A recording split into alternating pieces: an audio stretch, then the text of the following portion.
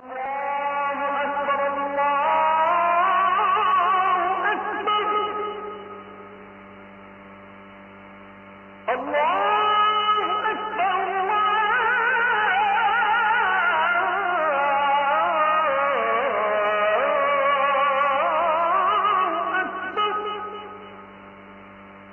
হাবিব সাল্লাল্লাহু আলাইহি ওয়াসাল্লাম এই সূরাটাকে বড় পছন্দ করতেন।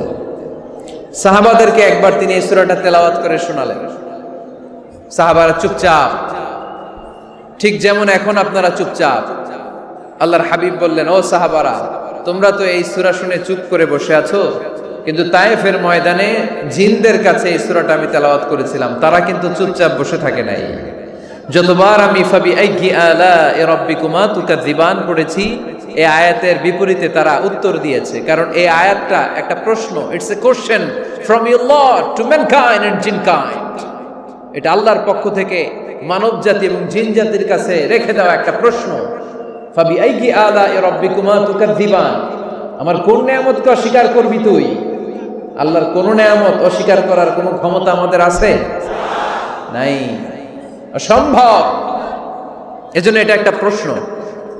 আল্লাহর হাবিব বললেন, ও আমার প্রাণের সাহাবারা, তোমাদের সামনে যখন সূরা রহমান তেলাওয়াত করলাম তোমরা চুপচাপ, কিন্তু তায়েফের ময়দানে যখন জিনদের কাছে তেলাওয়াত করেছি তখন তারা চুপচাপ থাকে নাই। যতবার আমি ফাবি আইয়ি আলা'i রাব্বিকুমা তুকাযিবান তেলাওয়াত করেছি, প্রত্যেকটা আয়াত শেষে এই প্রশ্নের উত্তর তারা দিয়েছে। সুবহানাল্লাহ। যতবার এই আয়াতটা পড়েছি প্রত্যেকবার এই আয়াত শেষে তারা প্রশ্নের উত্তর দিয়েছে। তারা প্রত্যেকবার বলেছে, লা বিশাইইম মিন নিআমিকা রাব্বানা নুকাযযিবু ফালাকাল হামদু। আল্লাহ, তোমার কোন নেয়ামত অস্বীকার করার কোনো সুযোগ নাই, সব প্রশংসার মালিক তুমি। আবার যখন এই আয়াতটা আমি পড়েছি আবার উত্তর দিয়েছে, আবার আমি পড়েছি আবার উত্তর দিয়েছে। এরকম একবার নয়, দুইবার নয়, 5 বার নয়, 10 বার নয়, 31 বার এই আয়াতটা তেলাওয়াতের পর পর জিনেরা এই আয়াতের উত্তর আমার সামনে দিয়েছে। সুবহানাল্লাহ। লা বিশাইইম মিন নিআমিকা রাব্বানা নুকাযযিবু ফালাকাল হামদু। We cannot deny any of your mercy and blessings. All praises to you. All praises to you. সব ক্ষমতার মালিক একজন, চিল্লায় বলতে হবে, তিনি কে? তিনি হচ্ছেন আল্লাহ। সূরাতু আর রহমান, সূরার নাম কি? আরো জোরে বলেন। কোরআনের 55 নম্বর সূরা এটা। কত নাম্বার? আয়াত আছে 78টা। কয়টা? সূরাটা মাক্কি সূরা। কি সূরা? এবার প্রশ্ন করি, উত্তর দেন। এই সূরাটা কোরআনের কততম সূরা? 55। আয়াত কয়টা? 78টা। মাক্কি না মাদানী? মাশাআল্লাহ, এই তো আপনারা উত্তর করতে পেরেছেন। এই সূরাটার একটা চমৎকার নাম আছে। বাইহাকী শরীফে আল্লাহর হাবিব সাল্লাল্লাহু আলাইহি ওয়াসাল্লাম ইরশাদ করেন, ইন্না লিকুল্লি শাইইন আরুস ওয়া আরুসুল কুরআনি সূরাতু আর রহমান। আল্লাহর হাবিব বললেন, সবার জন্য একজন নববধূ আছে, কোরআনেরও একটা নববধূ আছে। কোরআনের নববধূর নাম হচ্ছে সূরা আর রহমান। আওয়াজ করে সুবহানাল্লাহ বলতে পারলেন না? নববধূ বুঝেন তো? হ্যাঁ, নতুন বউ। নববধূ মানে কি? আল্লাহর হাবিব বললেন, ইন্না লিকুল্লি শাইইন আরুস ওয়া আরুসুল কুরআনি সূরাতু আর রহমান। সবার জন্য একটা নববধূ আছে, কোরআনেরও একটা নববধূ আছে। কোরআনের নববধূর নাম সূরা আর রহমান। নববধূ যেমনি বাসর রাতে হাতে পায়ে আলতা মেখে, বেনারসি শাড়ি পরে, লিপস্টিক দিয়ে, খোপায় ফুল দিয়ে, জুয়েলারি পরে, অর্নামেন্টস পরে, মেকআপ করে, পার্লারিং করে তার স্বামীর জন্য ওই রাতে সে নিজেকে উজাড় করে সাজায়, ঠিক কিনা? ঠিক তেমনি আল্লাহ তাআলা এই দুনিয়াতে আমাদেরকে কি কি নিয়ামত দিয়েছেন, আবার কি কি নিয়ামত জান্নাতে গেলে দিবেন, তার সব কিছু বর্ণনা করে এই সূরাটাকে তিনি উজাড় করে সাজিয়েছেন। সূরাটার নাম কি? আরো জোরে বলেন, কি নাম? আর রহমান। একটা দুর্বল বর্ণনায় এসেছে, দুর্বল বর্ণনায়, যে আল্লাহ তাআলা, স্বয়ং আল্লাহ তাআলা জান্নাতে জান্নাতীদেরকে এই সূরা আর রহমানটা নিজ কণ্ঠে তেলাওয়াত করে শোনাবেন। আমরা আল্লাহর কণ্ঠের তেলাওয়াত শুনতে চাই কি চাই না? আল্লাহর তেলাওয়াত কি আমাদের মতো তেলাওয়াত? আল্লাহ দেখতে কি আমাদের মতো? লাইসা কামিসলিহি শাই, তার মতো কেউ নাই। তার মতো কেউ আছে? তার মতো কেউ নাই। তিনি তার মতো। তিনি কার মতো? তিনি তার মতো। লাইসা কামিসলিহি শাই। জান্নাতীরা যখন জান্নাতে ঢুকবে, আল্লাহ তাআলা প্রশ্ন করবেন, ও জান্নাতীরা, এই কোরআনে যত নাজ নেয়ামতের বর্ণনা দিয়েছিলাম তার সবগুলো কি তোমরা পাই টু পাই বুঝে পেয়েছো? জান্নাতীরা বলবে পেয়েছি। হঠাৎ এক জান্নাতি হাত তুলে বলবে, আল্লাহ একটা জিনিস তো পাই নাই। সবাই বলে পাইছি, তুমি পাও নাই। কি পাও নাই? কয় আমনেরই তো পাই নাই। সুবহানাল্লাহ পড়বেন না? আপনাকেই তো পাই নাই। সব দেখলাম, সব খাইলাম, সব দেখলাম, কিন্তু আপনারে তো দেখলাম না। আল্লাহ তাআলা তখন বিশাল জান্নাতের এক কনফারেন্স রুমে সবাইকে বসিয়ে আল্লাহর দিদার মানুষকে দেখাবেন। আল্লাহ তাআলা তার গোপন সৌন্দর্যকে সেদিন জান্নাতীদের সামনে প্রকাশ করে দিবেন। আল্লাহর হাবিব বসবেন ওই কনফারেন্স রুমে সবার সামনে। আল্লাহর হাবিবের পেছনে বসবে অন্যান্য নবীরা, তারপরে সোহাদা, সালেহীন, আউলিয়া সবাই বসবে। ওই জান্নাতের কনফারেন্স রুমে আমরাও যেন বসার জায়গায় পাই, আল্লাহ তুমি তৌফিক দিয়ে দিও। আল্লাহ তাআলা অনেকগুলো নূরের পর্দার পেছন থেকে নূরের ঝলকানি মারবেন। ওই ঝলকানি এক মুহূর্তের জন্য দিবেন। এক মুহূর্ত। কয় মুহূর্ত? 70,000 নূরের পর্দার কথা বলা হয়, এই বর্ণনাটাও দুর্বল। পর্দা আছে কিন্তু কয় হাজার জানে কে? আল্লাহ। ওই পর্দা সরিয়ে আল্লাহ তাআলা সৌন্দর্যের বা নূরের ঝলকানির এক আলোকচ্ছটা জান্নাতীদের সামনে তুলে ধরবেন এক মুহূর্তের জন্য। কয় মুহূর্ত? আলোকচ্ছটা দিয়েই আবার নাই, আবার সরায় ফেলবেন। ওই এক মুহূর্ত দেখে জান্নাতীরা পাগল হয়ে যাবে, অপলক নেত্রে তাকিয়ে থাকবে। এইভাবে চোখের পলক ফেলবে না, চোখ মেলে তাকিয়ে আছে। কিন্তু সামনে কিন্তু আল্লাহর নূর আর নাই, কারণ ওইটা আসছিল কয় মুহূর্তের জন্য? এক মুহূর্ত পরে নাই। কিন্তু কি যে দেখলাম, কত সুন্দর! কোটি কোটি বছর এরকম অপলক নেত্রে জান্নাতীরা তাকিয়ে থাকবে। ইন্নাল্লাহা জামিলুন ইউহিব্বুল জামাল। আল্লাহ নিজে সুন্দর, সৌন্দর্যকে পছন্দ করেন। আল্লাহর চাইতে সুন্দর কিছু হতে পারে? চিল্লায় বলেন পারে? পৃথিবী সুন্দর, মানুষ সুন্দর, আসমান সুন্দর, জমিন সুন্দর, সুন্দরে সুন্দরে পাল্লা।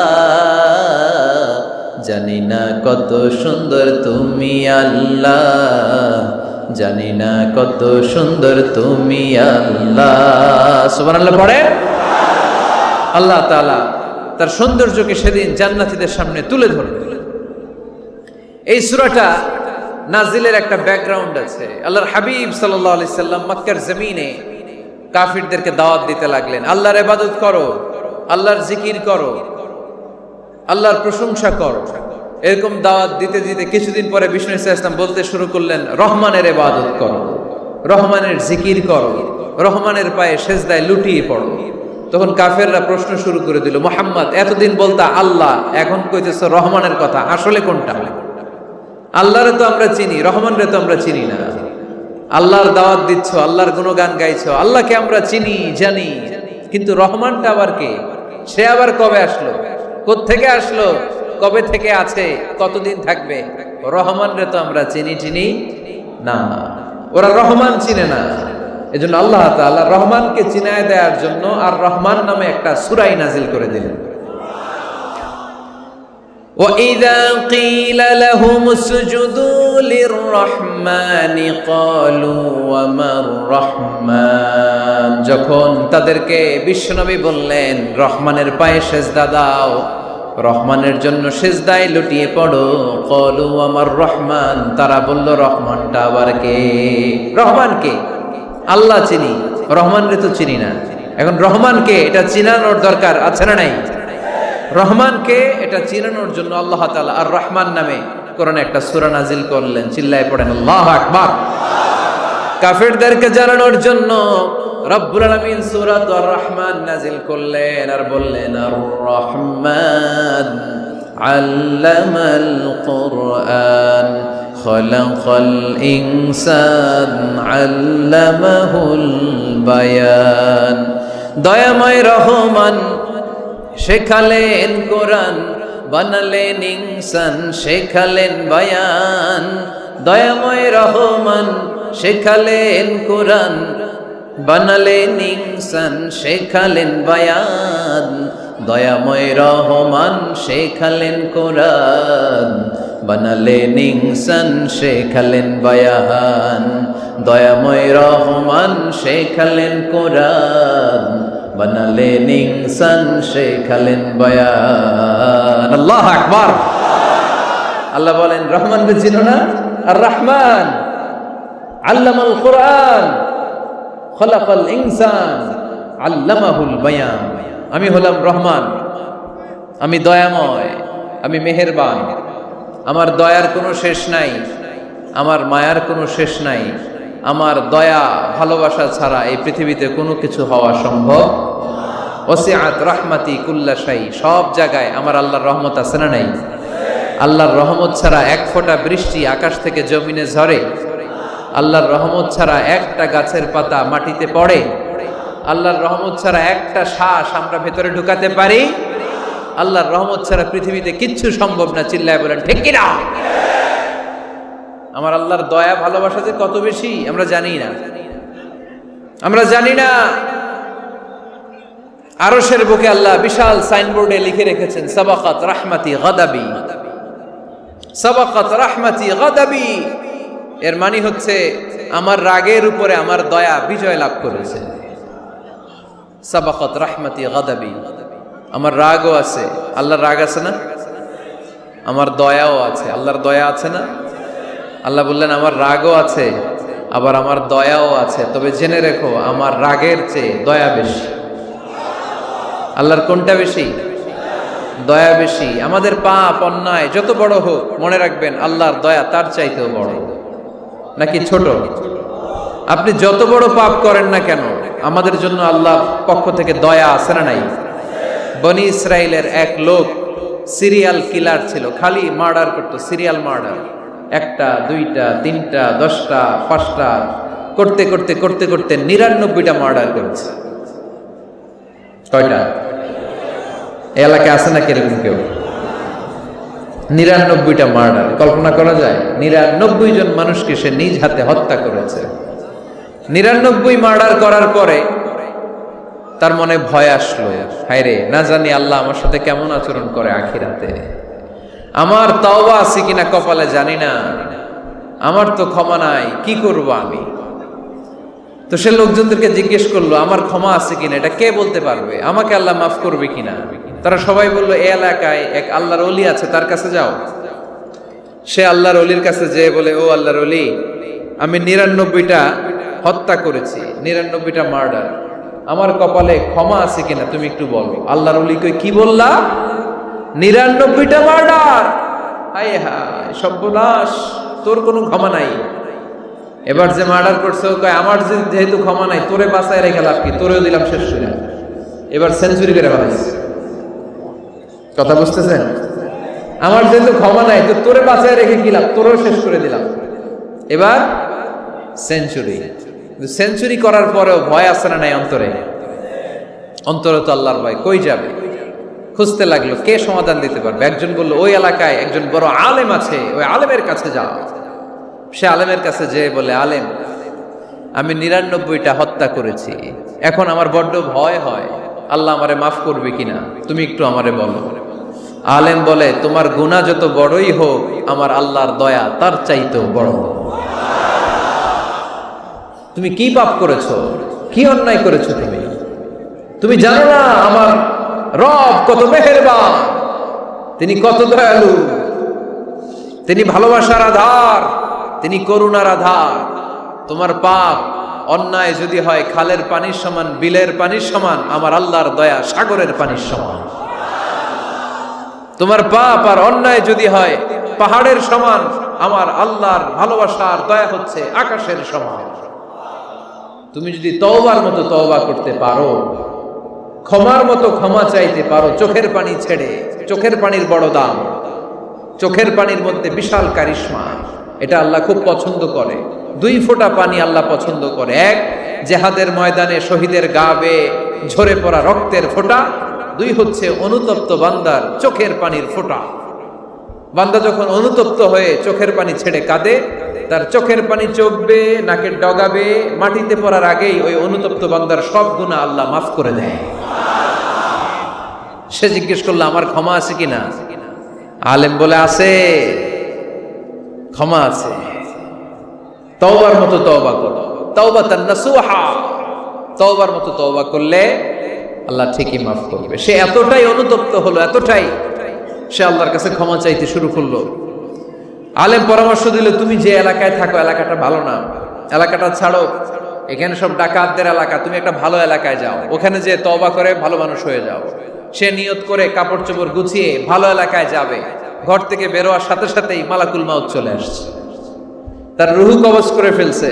এখন রুহুকে নিয়ে যাবে। ফাজাআত মালাইকাতুর রাহমা ওয়া মালাইকাতুল আযাব, রহমতের ফেরেশতারাও আসছে, আযাবের ফেরেশতারাও আসছে। রহমতের ফেরেশতারা বলে না না, সে তওবার নিয়ত করেছে, যদিও তওবা করতে পারে নাই, যদিও ভালো এলাকায় যেতে পারে নাই, তওবার নিয়ত করেছে, অনুতপ্ত হয়েছে, ক্ষমা চাওয়ার চিন্তা করেছে, আমরা তার রূহ নিয়ে ইল্লিনে রেখে দেব। আযাবের ফেরেশতারা বলে না না, 99টা হত্যা করার পরে আরো একটা হত্যা করে সেঞ্চুরি করেছে, এখনো তো ভালোভাবে তওবা করতে পারে নাই, তার রূহটা নিয়ে আমরা সিজ্জিনের ভেতরে ঢুকায়ে দেব। 2 দল ফেরেশতার মারামারি, এ বলে আমরা নিব, এ বলে আমরা নিব, ঝগড়া আছে না নাই? আল্লাহ বললেন রাখো রাখো, ঝগড়ার দরকার নাই, এক কাজ করো, যেখানে মারা গিয়েছে ওইখান থেকে ফিতা দিয়ে মাপতে শুরু করো। ভালো এলাকাটা যদি কাছে হয় জান্নাতের ফেরেশতারা নেবে, খারাপ এলাকা যদি কাছে হয় জাহান্নামের ফেরেশতারা নেবে। খারাপ এলাকা তো একেবারেই কাছে, ঘর থেকে বেরোয়ার সাথে সাথে মৃত্যু হয়েছে, আর ভালো এলাকা তো অনেক দূর। আল্লাহ জামিনটারে আদেশ দিলেন, জামিন এই অনুতপ্ত বান্দার জন্য তুই ভালো এলাকাটা কাছে চলে আয়, ভালো এলাকাটার জামিনটা তুই সংকুচিত হয়ে যা। যদিও ঘর থেকে বের হয়েছে একেবারে কাছে, খারাপ এলাকাটা হাজার হাজার মাইল দূরে চলে যা। ফিতা দিয়ে মাপ দিয়ে দেখে সর্বনাশ, ভালো এলাকাটা তো একেবারেই কাছে, খারাপ এলাকাটা অনেক দূরে। আল্লাহর ফয়সালা অনুযায়ী রহমতের ফেরেশতারা তার রূহকে নিয়ে জান্নাতের ভেতরে ঢুকিয়ে দিয়েছে। 99টা হত্যা করার পরে আরো একটা হত্যা করে সেঞ্চুরি, 100টা খুন করছে। আপনি কয়টা করছেন? আমি কয়টা করছি? তো 100টা খুন করে যদি ও মাফ পেতে পারে, আমার আল্লাহর কাছ থেকে আমরা কি ক্ষমা পেতে পারি না? ওর পাপের কাছে আমাদের পাপ কি? কয় ওয়াক্ত নামাজ ছাড়ছেন আপনি? কয়টা মিথ্যা কথা বলছেন? কতবার ঘুষ খাইছেন? কত টাকা সুদে লাগাইছেন? কত অন্যায় করছেন? কত জুলুম করেছেন? মনে রাখবেন, আপনার পাপ, আপনার অন্যায়, আপনার জুলুম যত বড় হোক না কেন, আমার আল্লাহর দয়া তার চাইতেও বড়। এজন্য আল্লাহ নিজের পরিচয় দিয়ে বললেন, আর রহমানু আল্লামাল কুরআন খালাকাল ইনসান আল্লামাহুল বায়ান। আমি রহমান, আমি দয়ার সাগর। আমি কি? আল্লাহ তুমি দয়ার সাগর, রহমানুর রহিম। তোমার দয়ায় পূর্ণ আমার সারানিশিদিন, তোমার দয়ায় পূর্ণ আমার সারানিশিদিন। আলহামদুলিল্লাহ পড়ে। তাহলে বুঝতে পারলাম আমার আল্লাহর দয়ার কোনো শেষ আছে? চিল্লায় বলতে হবে আছে। দয়া আর ভালোবাসাকে সৃষ্টি করার পরে আল্লাহ তাআলা 100 টুকরা করলেন। কয়শো টুকরা? সবাই শুনতেছেন? কষ্ট হচ্ছে তো উত্তর দিচ্ছেন না যে? কত টুকরা করলেন? 100 টুকরা করে 99 টুকরা দয়া ভালোবাসা আল্লাহ তাআলা নিজের কাছে রেখে দিলেন, আর 1 টুকরা দয়া আর ভালোবাসা আল্লাহ তাআলা গোটা বিশ্বের সবার মাঝে ভাগ করে দিলেন। আমরা সবাই মিলে পাইছি কয় টুকরা ভালোবাসা? উনি রেখে দিয়েছেন কয় টুকরা? ওই 1 টুকরার কিছু অংশ আমিও তো পাইছি, তাই না? আপনি পেয়েছেন, আমরা সবাই পেয়েছি, গোটা বিশ্বের সবাই, আদম আলাইহিস সালাম থেকে শুরু করে কিয়ামত পর্যন্ত যারা আসবে, এসেছিল এবং এখন আছে, সবাই মিলে কয় টুকরা? ওনার কাছে কয় টুকরা? কিন্তু এই 1 টুকরা যে আমরা সবাই ভাগে যোগে পাইলাম, আমাদের ভালোবাসার নমুনা দেখছেন? একজন আর একজনের ভালোবেসে বলে আত্মহত্যা করে ফেলে, আছে না নাই? আছে না? সালমান শাহ মারা গেছে, এই দেশের কয়েকটা মেয়ে গলায় রশি দিয়ে আত্মহত্যা করছে, শুনছেন? আহা, অমুক সেলিব্রিটির কি হয়েছে, ছাদ থেকে লাফ দিয়ে পরে মাথা ফাটায় ফেলছে। ভালোবাসা আছে না নাই? যারে ভালোবাসে তার নাম আবার ছেলেরা হাতের মধ্যে কেটে কেটে লেখে। শরীয়তপুরে এগুলো নাই আলহামদুলিল্লাহ। হ্যাঁ, প্লাস দিয়ে লেখে, প্লাস। ধরেন আব্দুল্লাহ প্লাস শামিমা, তো এ প্লাস এস, রক্ত দিয়ে লেখে, রক্ত। আমি অবাক হই, নিডল, সুই, সুই দিয়ে কেটে কেটে লেখে আব্দুল্লাহর এ প্লাস শামিমার এস। কি ভালোবাসা! এক ভাগ ভালোবাসার ছিটে ফোটা সবাই মিলে পাইছে। এইটা ঠেলা যদি এরকম হয়, তাহলে যিনি ৯৯ ভাগ ভালোবাসা রেখে দিয়েছে তার ভালোবাসা বেশি না কম? দেখেন, ছোট্ট বাচ্চাটা রাতে খেতে চায় না, মা যদি বলে খাও, বলে না, খাবো না। আব্বু অফিস থেকে আসুক, আব্বুর কোলে বসে বসে আব্বু আর আমি একসাথে খাবো। এই ছোট্ট বাচ্চাটা কিছু বোঝে না, কিন্তু তারপরও তার বাবার জন্য ভালোবাসা তার হৃদয়ে ঢুকাই দিছে কে? আপনাদের এলাকায় মুরগি পালেন না আপনারা? মুরগি যখন বাচ্চা নিয়ে হাঁটে, দেখবেন মুরগি ছানা ধরা যায় না। ধরতে গেলে মা মুরগিটা কি করে? কামড় দিতে আসে। এই ছোট্ট বাচ্চাগুলোর জন্য মা মুরগিটার হৃদয়ের ভিতরে ভালোবাসা ঢুকাই দিল কে? আহা, আমি পত্রিকাতে এমনও দেখেছি, বন্যায় এক মা পানি খেতে খেতে খেতে খেতে খেতে খেতে মরে গিয়েছে, কিন্তু শিশুটাকে একটা বালতির মধ্যে চাপিয়ে মাথায় তুলে ধরে রেখেছে। মা পানি খেতে খেতে নিজের জীবনকে বিলিয়ে দিয়েছে, কিন্তু বাচ্চাটা মরে নাই। বাচ্চার জন্য কি ভালোবাসা! এই ছোট্ট বাচ্চার জন্য মায়ের হৃদয়ে জান স্যাক্রিফাইসের মতো এই ভালোবাসা ঢুকাই দিল কে? কিছুদিন পরে আবার আসতেছে বিশ্ব ভালোবাসা দিবস। তখন দেখা যাবে ভালোবাসা কারে কয়।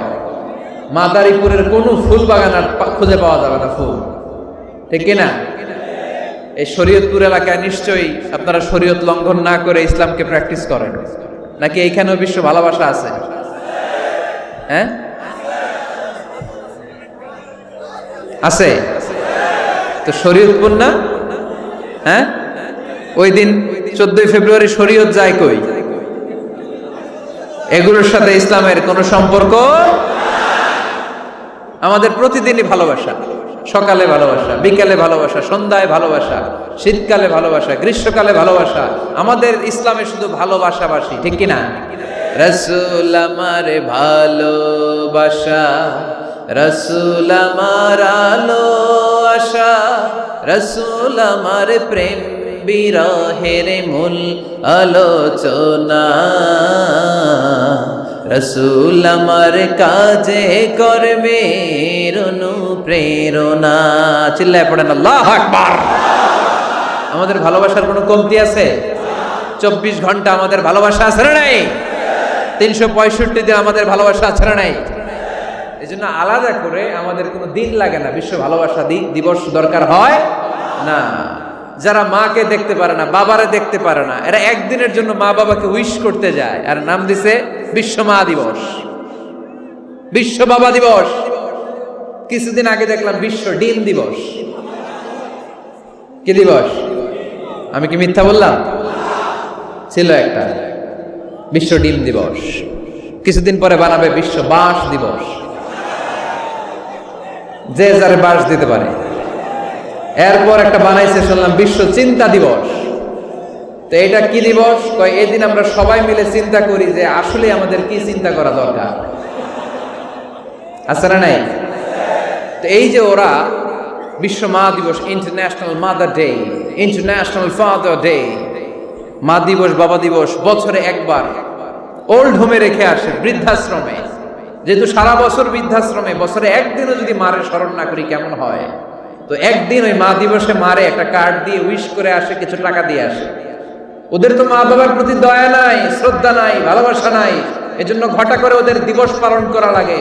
আমাদের 24 ঘন্টা 365 দিনই ভালোবাসা, তাই এই দিবস ফিবসের আমাদের দরকার নাই। চিল্লায় বলেন ঠিক কিনা? জন্মের পর থেকেই তো আমাদের ভালোবাসা, মৃত্যু পর্যন্ত ভালোবাসা, আমৃত্যু ভালোবাসা। এই জন্য বিশ্ব ভালোবাসা দিবস, এটা ইসলাম কখনো সাপোর্ট করে না। ভালোবাসার কেন্দ্রবিন্দু একজন, চিল্লায় বলতে হবে তিনি কে? 100 টুকরা করে আমাদেরকে দিয়েছেন কয় টুকরা? উনি রেখেছেন কয় টুকরা?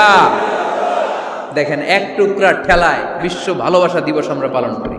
ভালোবাসার গান, ভালোবাসার নাটক, ভালোবাসার ফিল্ম, ভালোবাসার কবিতা, অভাব নাই। কত ভালোবাসার স্টোরি আপনারা জানেন, এত ভালোবাসা। কিন্তু সবাই মিলে ভালোবাসার এক অংশ আমরা ভাগে চুগে পেয়েছি। এক অংশের নমুনা যদি এমন হয়, 99 টুকরা ভালোবাসা যিনি রেখে দিয়েছেন নিজের মধ্যে, তার ভালোবাসা বেশি না কম? চিল্লায় বলেন, বেশি না কম? এজন্য আমরা আল্লাহর ভালোবাসার ভিখারি, আমরা আল্লাহ তাআলার রহমতের ভিখারি।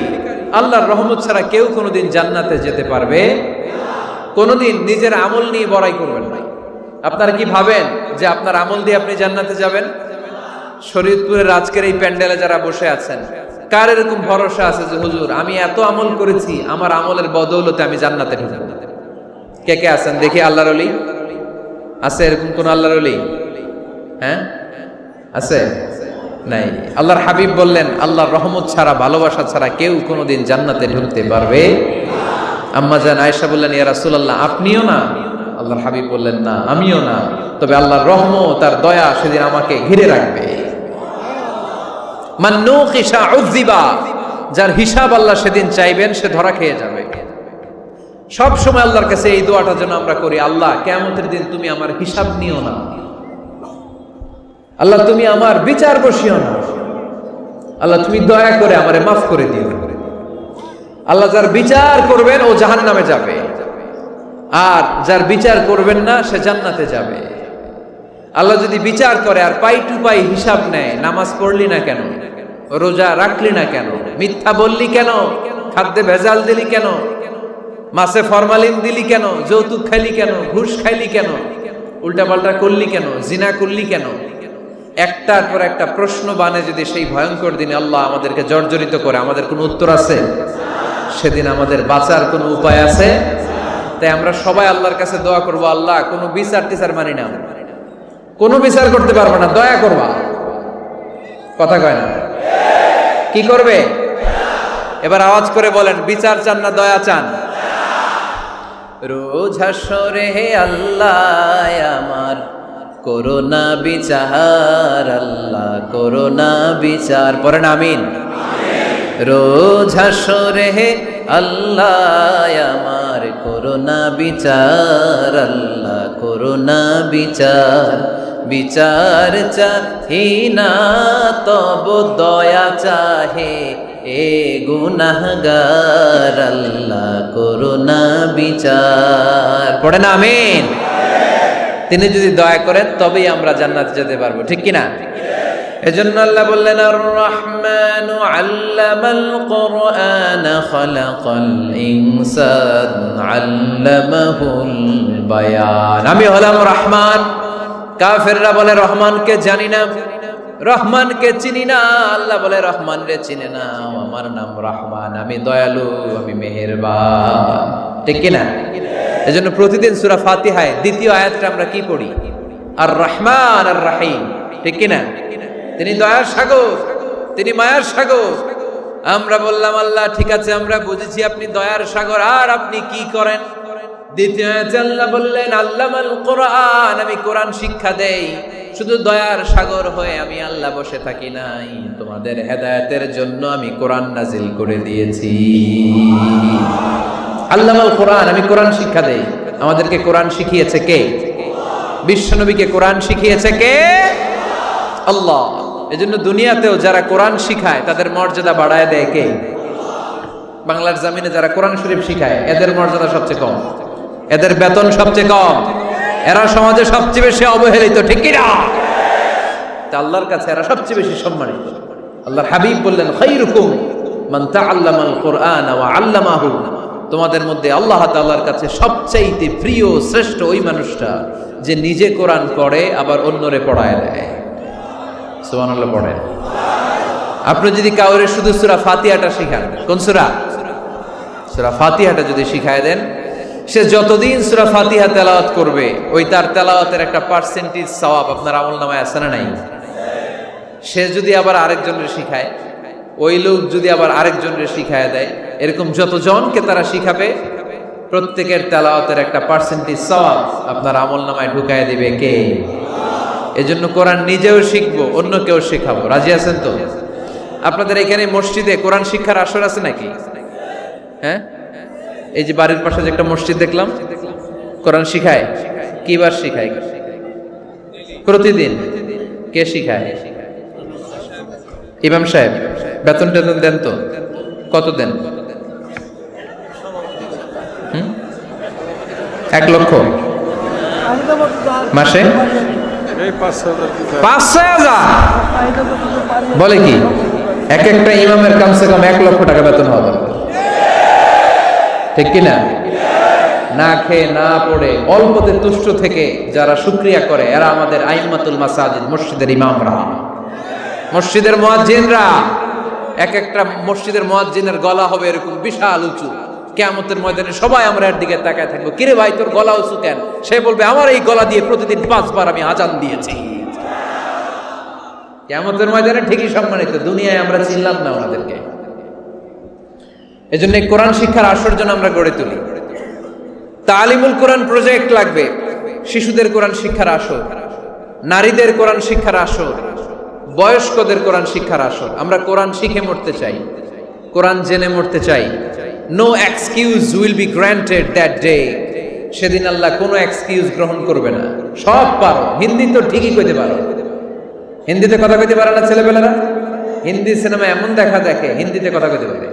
তো হিন্দি ভাষা বুঝতে পারলে, শিখতে পারলে, আরবি পারলা না কেন? কোনো এক্সকিউজ, ওজর, আপত্তি সেদিন আল্লাহ গ্রহণ করবে না।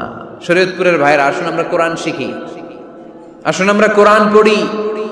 প্রতিদিন একটা আয়াত হলেও কমপক্ষে আমরা যেন কোরআনের অর্থ পড়ি, বঙ্গানুবাদ পড়ি। রাজি আছেন তো? আপনাদের স্মার্টফোন আছে কার কার হাতে দেখি?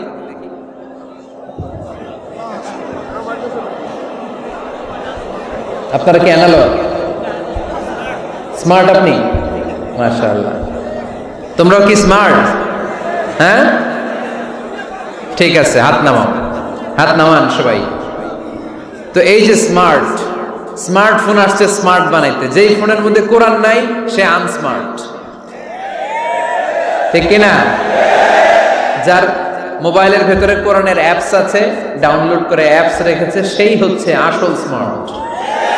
He is the real hero, he is the real smart. এজন্য মোবাইলের অ্যাপসের ভেতরে কোরআন ঢুকাইতে হবে। শরীয়তপুরের ছেলেরা খুব সহজ, অ্যান্ড্রয়েড সাইট ইউজ করলে প্লে স্টোরে যাও, যে তুমি বাংলা কোরআন লিখে চলে আসবে। আইফোন যদি ইউজ করো অ্যাপ স্টোরে যাও, ওখানে যে বাংলা কোরআন লিখে চলে আসবে। সহজ। এত সহজ হওয়ার পরেও আল্লাহ কি বললেন আমরা যদি না শিখি, না জানি, আল্লাহ কি ক্ষমা করবে? যা বলার সব আল্লাহ বলে দিয়েছে এই কোরআনে। এই কোরআনে শুরু হয়েছে বিসমিল্লাহির রহমানির রহিম দিয়ে, মানে বা দিয়ে। কি দিয়ে? চিল্লায় বলেন না, কি দিয়ে? বা দিয়ে। আরে কোরআন শেষ হয়েছে সূরাতুন নাস দিয়ে, যে সূরার শেষ আয়াত হচ্ছে মিনাল জিন্নাতি ওয়ান নাস। বা আর সিন মিলাইলে কি হয়? বাস। এবার বাসে চড়া শরীয়তপুর শহরে যাব। ওই বাস না, এই বাস মানে যথেষ্ট, এই বাস মানে সাফিসিয়েন্ট, কাফি।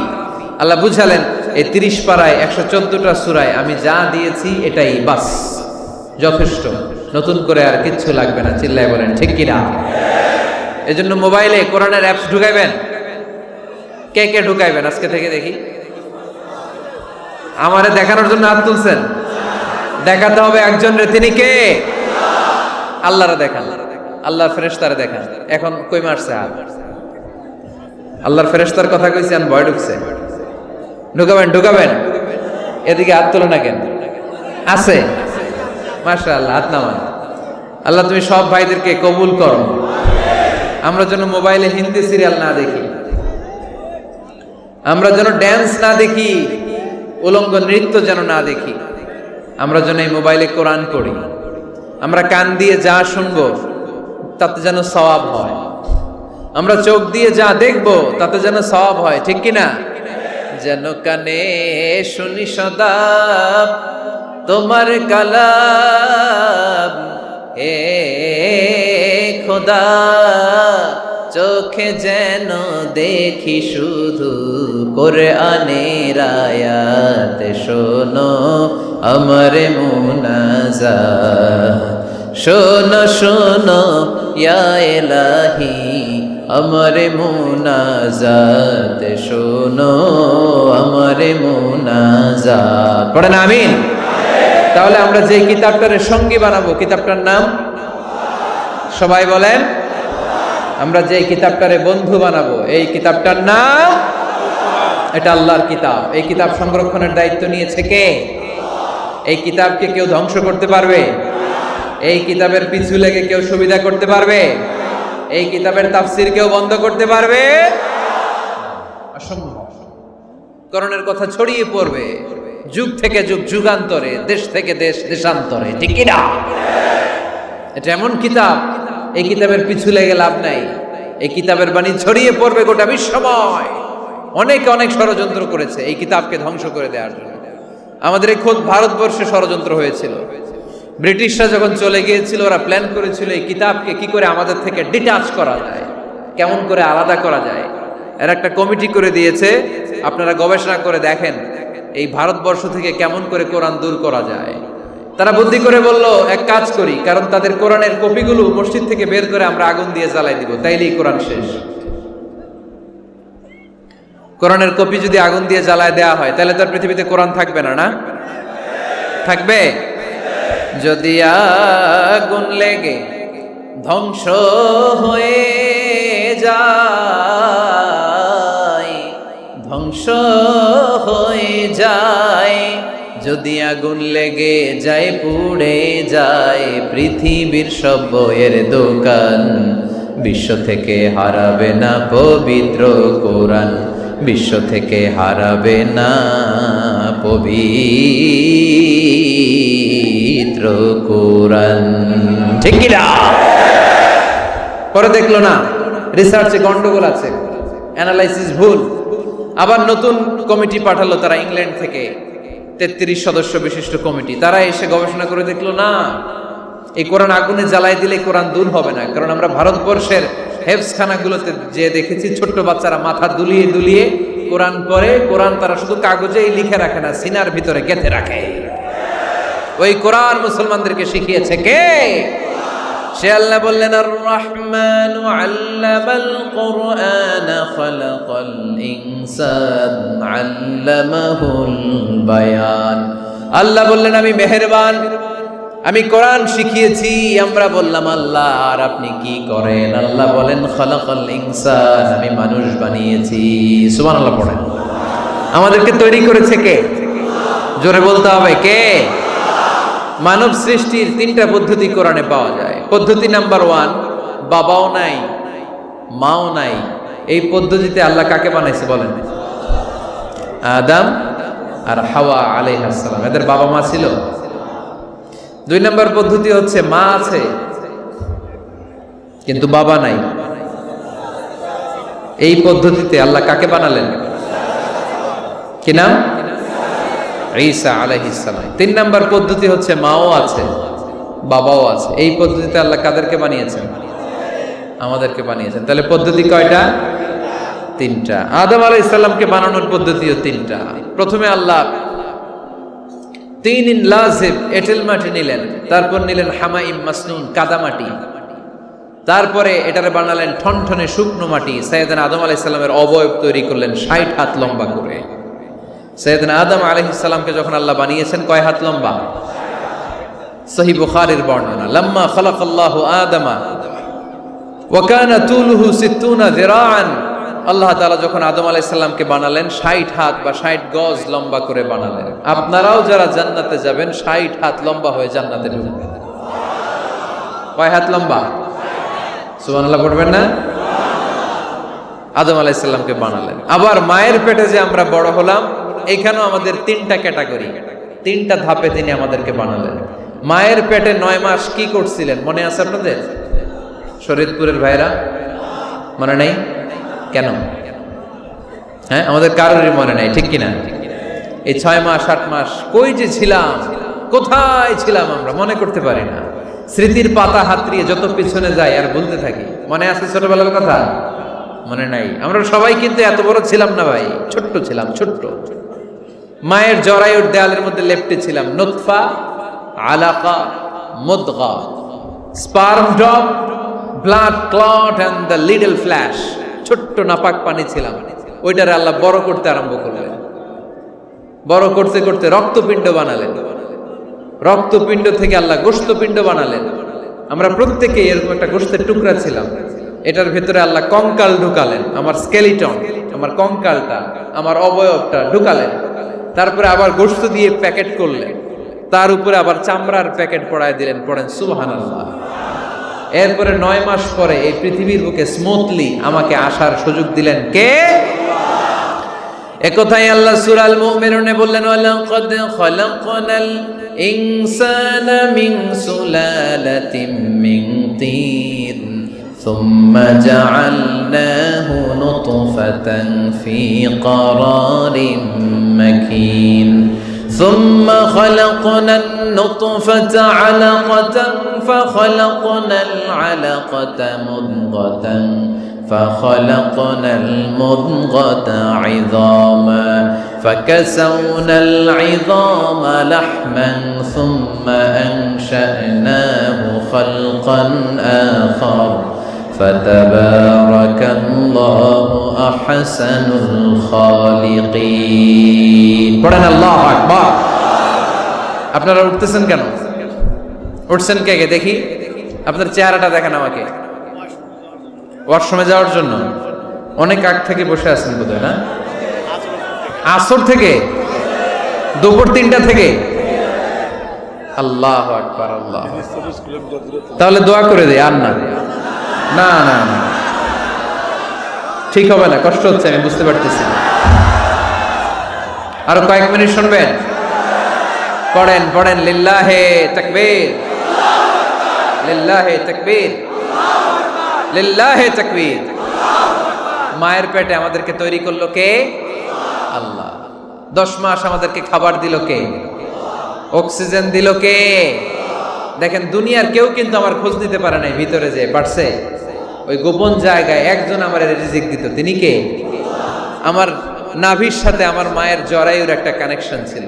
ওই একটা লাইন দিয়ে আমাদের সবাইকে আল্লাহ খাবারের ব্যবস্থা করেছেন, পানির ব্যবস্থা করেছেন, বাতাসের ব্যবস্থা করেছেন। দুনিয়ায় আসার সাথে সাথে দুনিয়ার মানুষরা ওই খাবারের লাইনটা কেটে দেয়, ঠিক কিনা? শরীয়তপুরে বোধে রেখে দেয়। কি করে? কেটা। দেখবেন সিজার করার পরে বাচ্চাদেরকে বের করে কেচি দিয়ে, যারা সিজার করে ডাক্তাররা কি করে? কেটে দেয়। বাচ্চার পা ধরে মাথাটা নিচু করে নিতম্বের মধ্যে থাপ্পড় মারে কয়েকটা, তারপরে বাচ্চা ওয়া ওয়া করে কেঁদে ওঠে, ঠিক কিনা? আমরা আমাদের কানে শুনি ওয়া ওয়া, আসলে সে আল্লাহর কাছে কেঁদে কেঁদে ফরিয়াদ জানায়, বলে আল্লাহ 9 মাস 10 মাস মায়ের পেটের ভেতরে ছিলাম, কেউ তো খোঁজ খবর নিল না, তুমিই তো আমার এই নাভির সাথে মায়ের জরায়ুর একটা লাইন দিয়ে, ওই এক লাইনে খাবার, এক লাইনে পানি, এক লাইনে বাতাস ঢুকিয়েছো। 9টা মাস এই খাবারের লাইন আমার ঠিকঠাক ছিল, আমার টেনশন ছিল না। কিন্তু দুনিয়ার বুকে আসার সাথে সাথেই, এদের সাথে আমার কি শত্রুতা আমি জানি না, আসার সাথে সাথে আমার খাবারের লাইনটা কেটে দিচ্ছে। আল্লাহ একটা মাত্র খাবারের লাইন ছিল, মানুষগুলো কেটে দিল। আমি এখন কি খাবো? আমি এখন যাব কই?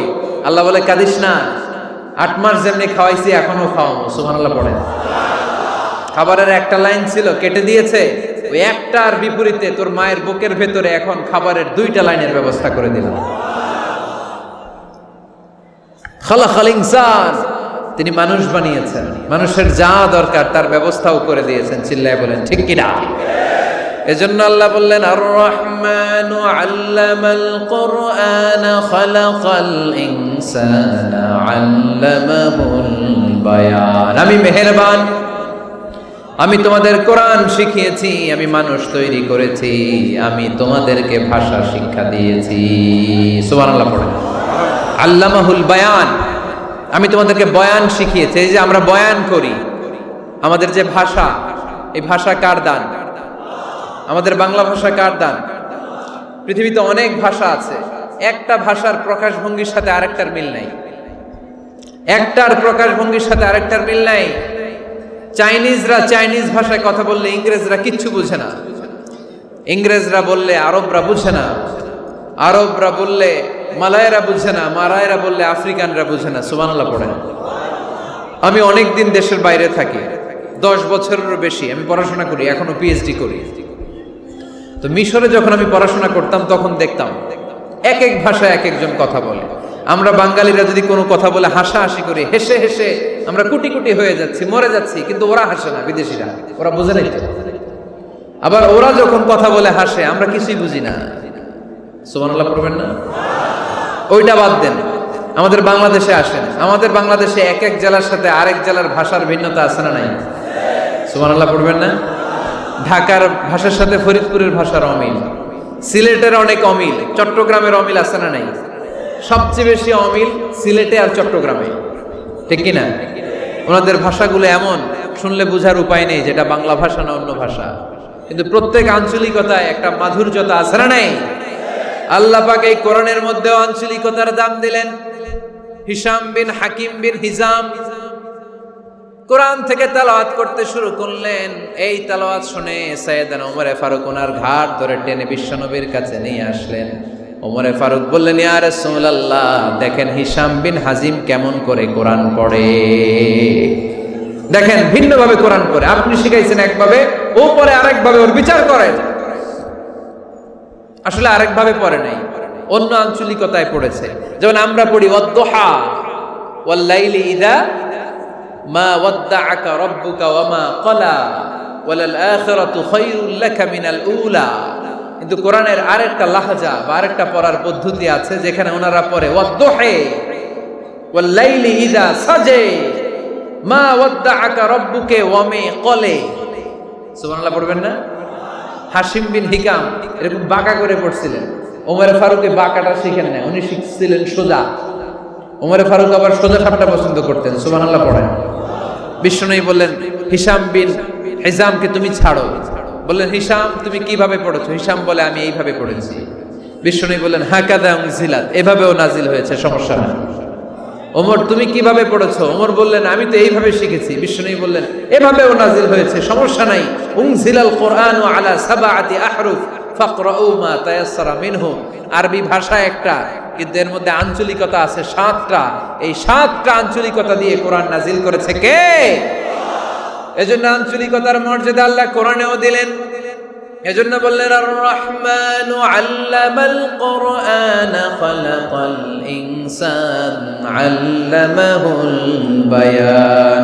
আমি মেহেরবান, আমি কোরআন শিখালাম, আমি মানুষ বানালাম, আমি তোমাদেরকে ভাষা শিখালাম। সুবহানাল্লাহ পড়েন।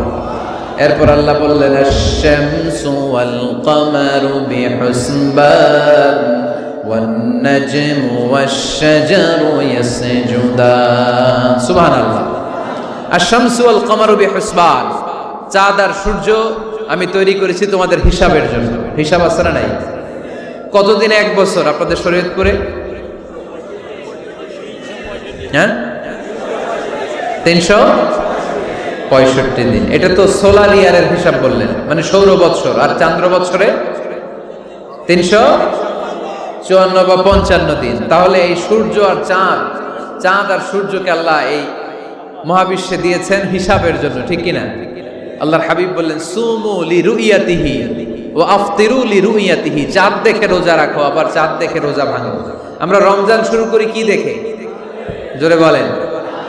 ঈদ শুরু করি কি দেখে? চাঁদের পালকি চড়ে আসলো সবার ঘরে, চাঁদের পালকি চড়ে আসলো সবার ঘরে, আসলো খুশির ঈদ, বলো ঈদ মুবারক, ঈদ মুবারক, ঈদ মুবারক, ঈদ। সবাই পড়েন, বলো ঈদ মুবারক, ঈদ মুবারক, ঈদ মুবারক, ঈদ। সুবহানাল্লাহ পড়েন। আশ-শামসু ওয়াল কামারু বিহুসবান। সূর্য চন্দ্রের গায়ে লাগে না, চন্দ্র সূর্যের গায়ে লাগে না। কোনোদিন কি দেখেছেন সূর্য আর চন্দ্র ধাক্কা লাগছে? দিনের ভেতরে রাত ঢুকে গেছে, রাতের ভিতরে দিন ঢুকে গেছে, এরকম কি কখনো হয়েছে? সব কিছু একজনের আইন মানে, চিল্লায় বলতে হবে, তিনি কে? এরপরে আল্লাহ বললেন, ওয়ান নাজমু ওয়াশ-শাজারু ইয়াসজুদান। আকাশের তারকারাজি আর বৃক্ষমালা একজনকে সিজদা করে, তিনি কে? আকাশের তারাগুলো আল্লাহরে সিজদা করে, কিন্তু আমরা আল্লাহরে সিজদা করতে চাই না। গাছগুলো আল্লাহর জিকির করে, কিন্তু আমরা জিকির করতে চাই না, ঠিক কি না? অস্ট্রেলিয়ার সিডনি শহরে একটা জঙ্গল আছে। ওই জঙ্গলে একটা গাছ আছে, গাছ। ওই গাছটা টু দ্য ডাইরেকশন অফ কেবলা, কেবলামুখী হয়ে মানুষের মতো রুকু করে আছে একটা গাছ। সুবহানাল্লাহ কইতে বললেন না? ক্যালেন্ডারে দেখা যায়, পত্রিকায় দেখা যায়, গাছ রুকু করে আছে। আমরা রুকু করি না, আমরা সিজদা করি না। কিয়ামতের দিন আল্লাহ বলবে আমার সিজদা দিয়ে দেখা। আপনারা যারা নামাজ পড়েছেন, সিজদা দিয়েছেন, তারা আল্লাহু আকবার বলে সিজদায় লুটিয়ে পড়বেন। আর যারা নামাজ পড়ে নাই, তারা শত চেষ্টা করেও তাদের পিঠকে বাঁকা করতে পারবে না। এজন্য 5 ওয়াক্ত সালাত জামাতের সাথে পড়ার দরকার আছে না নাই? আজকের এই মাহফিলটা তখনই সফল হবে যখন আমরা এই ওয়াদা করতে পারবো যে জীবনে কোনোদিন নামাজ ছাড়বো। এই ওয়াদা করা যাবে? সবাই করতে পারবেন? কার সাথে? আমার সাথে ওয়াদা করবেন। কার সাথে? হাত তুলে আল্লাহরে দেখান, আওয়াজ করে আল্লাহরে ডাকেন, বলেন হে আল্লাহ। আরো জোরে একটা ডাক দেন, পড়েন আল্লাহ।